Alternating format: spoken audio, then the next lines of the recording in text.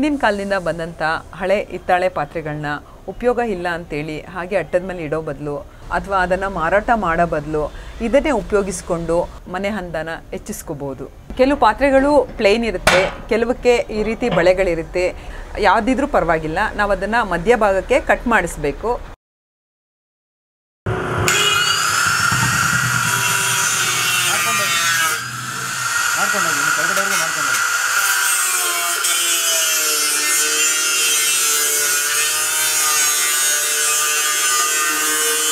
ಅದನ್ನು ಕಟ್ ಮಾಡಿಸಿದಾಗ ನಮ್ಗೆ ಈ ರೀತಿ 2 ಭಾಗ ಸಿಗುತ್ತೆ. ಕಟ್ ಮಾಡಿಸಿದ್ಮೇಲೆ ಅದಕ್ಕೆ ಸ್ಟ್ಯಾಂಡ್ ಮಾಡ್ಕೋಬೇಕಾಗುತ್ತೆ.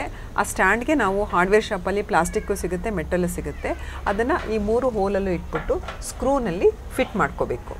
ಈ ರೀತಿ 3 ಲೆಗ್ ಫಿಕ್ಸ್ ಮಾಡ್ಕೊಂಡ್ಮೇಲೆ ಇದನ್ನು ಸ್ಟ್ರೇಟಾಗಿ ಹಿಂಗೆ ನಿಲ್ಲಿಸ್ಕೋಬೋದು.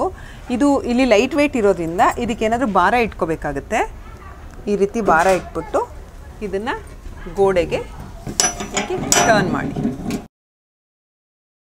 ಈಗ ನಾವು ಇದನ್ನು ಗೋಡೆಗೆ ಒರಗಿಸಿಡಬೇಕು. ಒರಗಿಸಿಟ್ಟ ಮೇಲೆ ಯಾವುದಾದ್ರೂ ಪಾಟನ್ನು ಬೇಕಾದರೆ ನಾವು ಅದರೊಳಗಡೆ ಪಾತ್ರೆ ಒಳಗಡೆ ಈ ರೀತಿ ಪಾಟ್ ಕೂಡ ಇಟ್ಕೋಬೋದು. ಪಾಟ್ ಅಲ್ಲದೆ ನಾವು ಈ ರೀತಿ ಗ್ಲಾಸ್ನ ಸೆಮಿ ಸರ್ಕಲಲ್ಲಿ ಇದು ಏನು ಸೈಜ್ ಇದೆ ಆ ಸೈಜ್ಗೆ ಗ್ಲಾಸ್ನ ಕಟ್ ಮಾಡಿಸಿ ಗ್ಲಾಸ್ನ ಕೂಡ ಇಟ್ಕೋಬೋದು.